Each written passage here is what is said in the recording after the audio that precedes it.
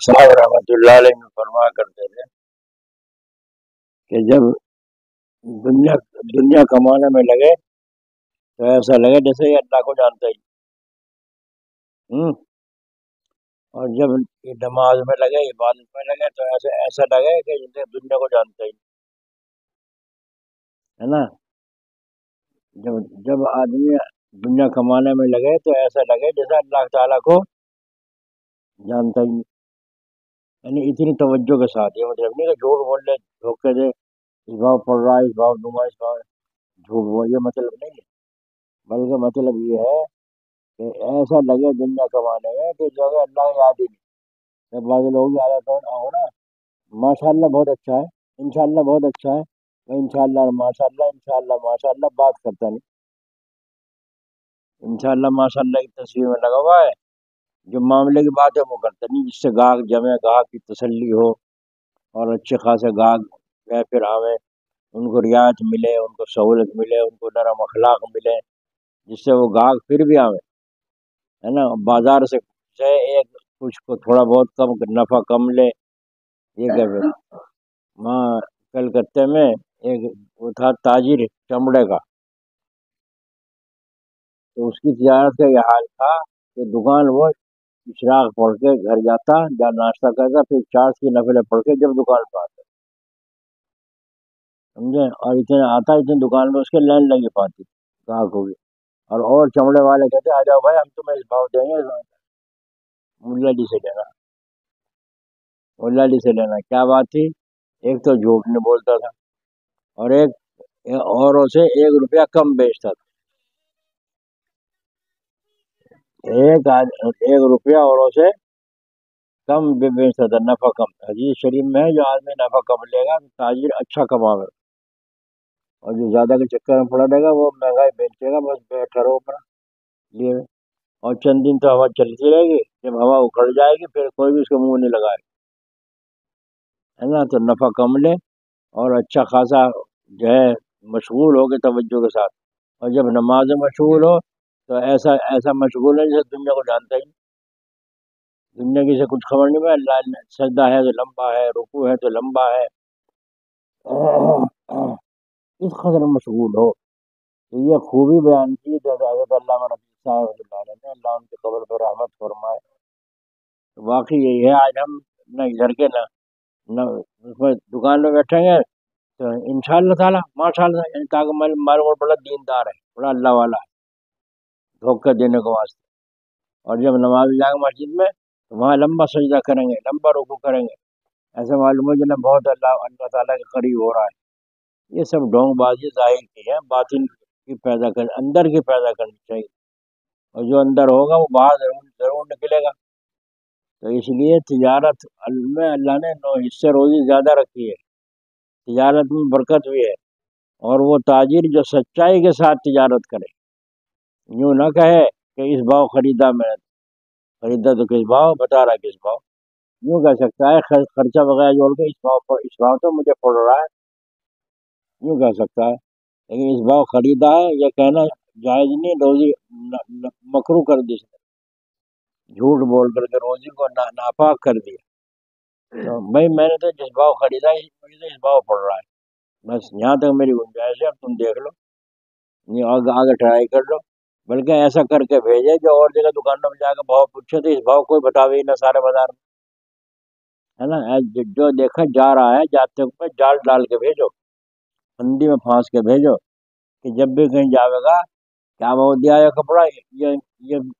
یہ چینی کیا بھاؤ دی اس بھاؤ، اور وہ چل دیا، تو معلوم ہو کہ چل دیا، لینا نہیں یہاں سے، کہیں اور ٹرائی کرے گا،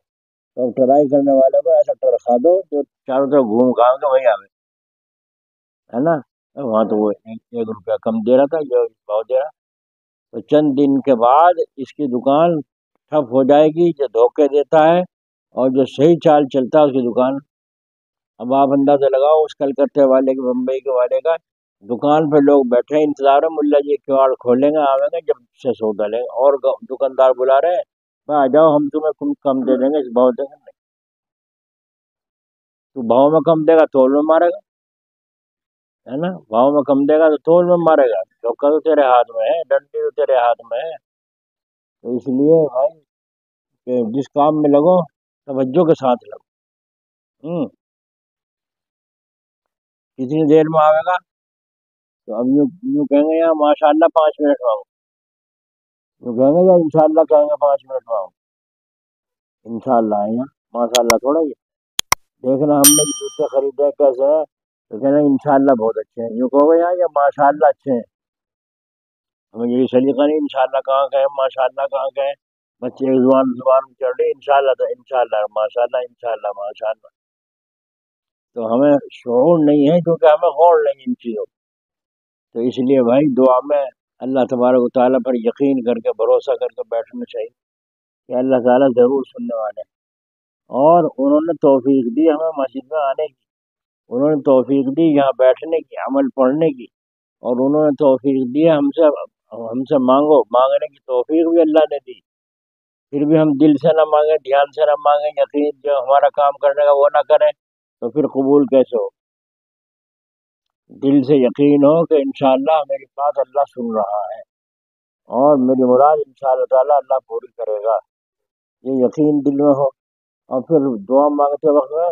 دل نرما جائے، آنکھوں میں آنسو آ جائیں، رو کر، اگر دل رونا نہ آئے دل کو تو جان کے رونے لگو، یعنی رونے کا شکل بنا لو، تو اللہ تبارک تعالیٰ اس نقل کو بھی اصل سے مبدل فرماتا ہے۔ میرا بندہ مانگ تو رہا ہے میرے سامنے، منہ تو بنا رہا ہے، آج ہی کے ساتھ آج ہی پیدا تو پیش تو کر رہا ہے۔ اس لیے بھائی دعا میں بڑی تاثیر اللہ نے رکھی ہے، مگر آج دعائیں مانگتے نہیں، مانگنے والے نہیں۔ مصیبت بزرگوں نے فرمایا کہ جب تمہاری بیوی جو کہے آج گھر میں آٹا نہیں آیا، دوپہر کو کچھ نہیں، آج آٹا واٹا یہاں ذرا سا بھی نہیں، تو فرمایا اب 2 رکعت نفل پڑھ کے دعا مانگو، اب دعا دل سے نکلے گی۔ کہ بچے بھوکے گھر میں، کوئی آٹے کی چٹکی بھی نہیں ہے، اور اب کہاں سے لاؤں، کیا کروں، پیسے پاس نہیں ہے، تو فرمایا اس وقت میں 2 رکعت نفل پڑھو، دل سے دعا نکلے گی۔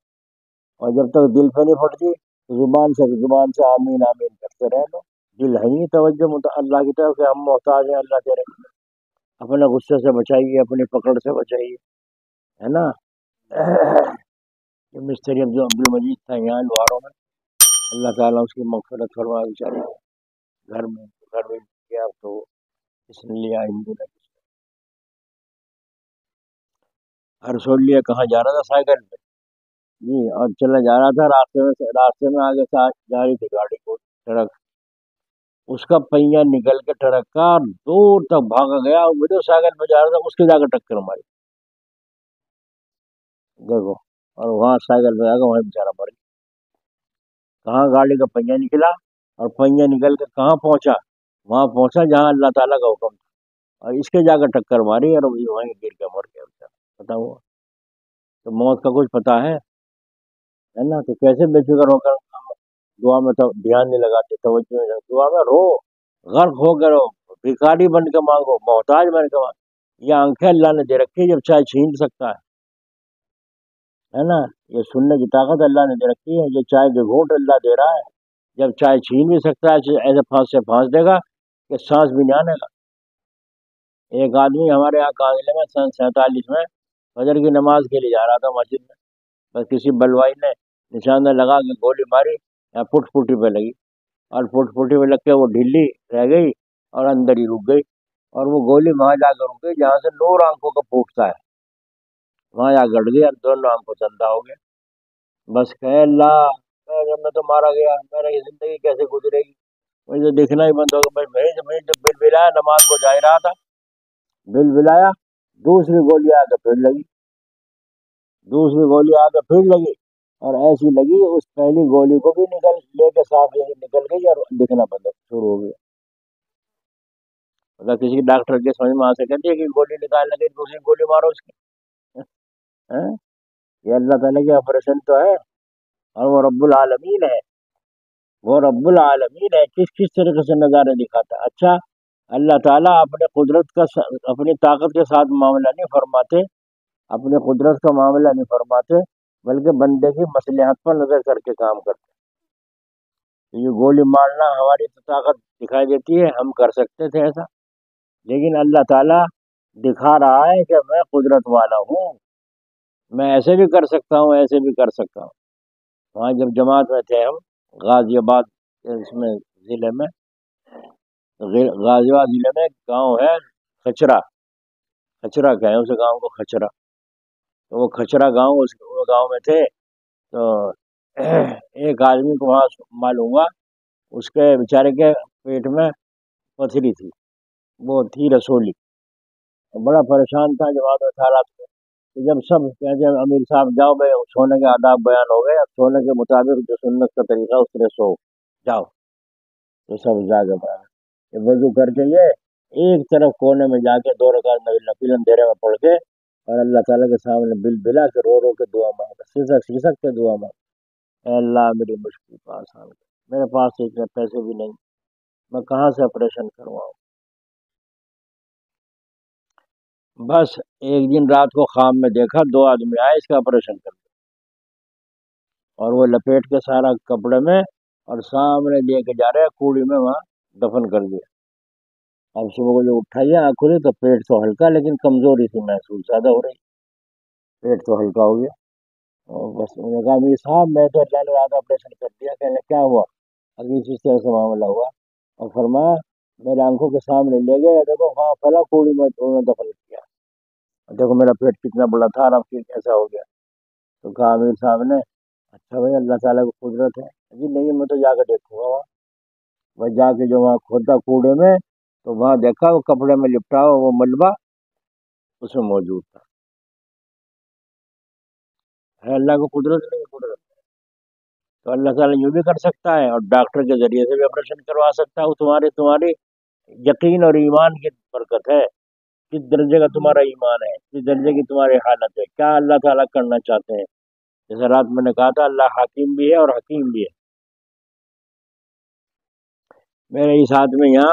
اتنی موٹی ہو گئی تھی رسولی سی، گٹھلی سی یہاں موٹی سے، اب میں بڑا پریشان اس کی وجہ سے، جو اڑے بہت پریشانی ہو، درد ہو۔ تو ڈاکٹر نثار تھے زندہ جب بلانا ہے بیچارے، میں نے ان کو دکھایا، ڈاکٹر صاحب دیکھیے کیا ہو رہا ہے۔ اب وہ یہاں یوں رکھی ہوں، اب جو بھی دیکھیں گے جی یہ کیا ہو رہا، اب ہر آدمی کو جواب دو یہ کیا ہو رہا، یہ کیا ہو رہا۔ تو میں اسے آستین میں یوں چھپا کے رکھوں تھا۔ تو وہاں جماعت میں تھے اسی گاؤں میں کھچرے میں، تو ہم رات کو تشکیل میں گئے، ایک جگہ پردان تھا اور کون تھا اس کے پاس، رات کے 11 بج گئے، اس کے پاس بیٹھے بیٹھے مغز مارتے مارتے اللہ ہدایت دے دے، اللہ ہدایت دے دے، اللہ ہدایت دے۔ اللہ کا حکم ہوا 11 بجے وہ انہوں نے ہاں کر لی، تو میں جماعت میں چلوں گا۔ جب وہ تیار ہو گیا، انہوں نے ارادہ کر لیا، نام لکھوا جب پکا پیسے بھی جمع کر دیے، تو جو صدقے کی نیت کی تھی وہ صدقہ بھی کیا، اس کی طرف سے اللہ اس کو ٹوٹنے نہ پائے، اور چلا۔ اب میرے ہاتھ میں چسکا لگ رہا ہے، تو میں نے ایک ساتھی سے کہا، حسین پور کے تھے، کتنے ساتھی تھے ہمارے ساتھ قریشیوں میں سے، تو میں نے ایک سے کہا، میں نے کہا یہاں سے سرسوں کا تیل لگا دے، اس پہ چسکا لگ رہا ہے، اور میں نے کہا الحمد شریف پڑھ کے دم بھی کرتا رہو، خالی انگلی نہ پھیرے، الحمد شریف پڑھ کے دم بھی کرتا رہے۔ انہوں نے دم بھی کرتا رہا، بس ڈاکٹر نثار نے کہا تھا نہیں تو آپریشن سے نکال دوں گا۔ میں کہا آپریشن ہوگا، وضو میں پریشانی ہوگی، پٹی بندھے گی، پتہ نہیں کب تک کا سانگ ہو جائے۔ تو اب صبح کو فجر کی نماز کے بعد بیان میرا یہ ہوتا تھا، تو جب وہ میں کپڑا کا مجھے عادت تھی نا یوں کرنے کی، ڈھک کے رکھنے کی، وہ دیکھنے کی کوئی دیکھنا، وہ اتنی موٹی ہو رہی تھی، ہر کوئی پوچھا ہر کوئی جواب دو، تو میں اسے یوں ڈھکنے لگا۔ اب جہاں جو دیکھا تو ہے ہی نہیں، وہ کہاں گئی، اب میں یوں کروں کچھ نہیں۔ بس میں نے جب بھی بیان میں کہا، میں نے کہا دیکھو بھائی، کہاں وہ لڑکا جس نے وہ رات تیل لگایا تھا، الحمد شریف پڑھی تھی اور بھی کچھ پڑھا تھا، یہ الحمد شریف بھی پڑھی تھی۔ میں نے کہا اللہ سچا، اس کا رسول سچا، کہ الحمد شریف میں شفا رکھی ہے اللہ تعالیٰ نے، اور ہم نے رات کو وہاں گئے، قربانی دی اللہ کے لیے، اب پھر آ کر کے تیل لگوایا اور الحمد شریف پڑھی تو اثر ڈال دیا، اللہ نے ڈال دیا۔ قربانی دینے کو تو ہم تیار نہیں، 2 نفل پڑھنے کو تیار نہیں، فرض پڑھنے کو تیار نہیں، الحمد شریف پڑھ کے چھو چھو چھو کر جاؤ۔ جب چاقو میں دھار ہی نہیں کیا کاٹے گا وہ، سمجھ میں آئی؟ تو اللہ تعالیٰ کا شکر، جگت میں نشان بھی کوئی موجود نہیں ہے، نشان بھی موجود، تو ایسی ایسی حالتیں ہم نے دیکھی ہیں۔ اللہ تبارک و تعالیٰ کی ذات پر یقین رکھنا چاہیے کہ اللہ تعالیٰ سن رہا ہے اور دیکھ رہا ہے، اور ضرور ہماری مراد پوری ہوگی۔ اسی لیے بھائی دعا میں اللہ تعالیٰ سے دل لگا کے مانگو، اڑن کے ساتھ مانگو، سسک سسک کے مانگو، بلک بلک کے مانگو، وہ اللہ رونے کو پسند کرتا ہے۔ جب بچے کے رونے سے ماں کی چھاتیوں میں دودھ جوش مارتا ہے، تو بندے کے رونے سے اللہ کی رحمت کو جوش مارتا ہے۔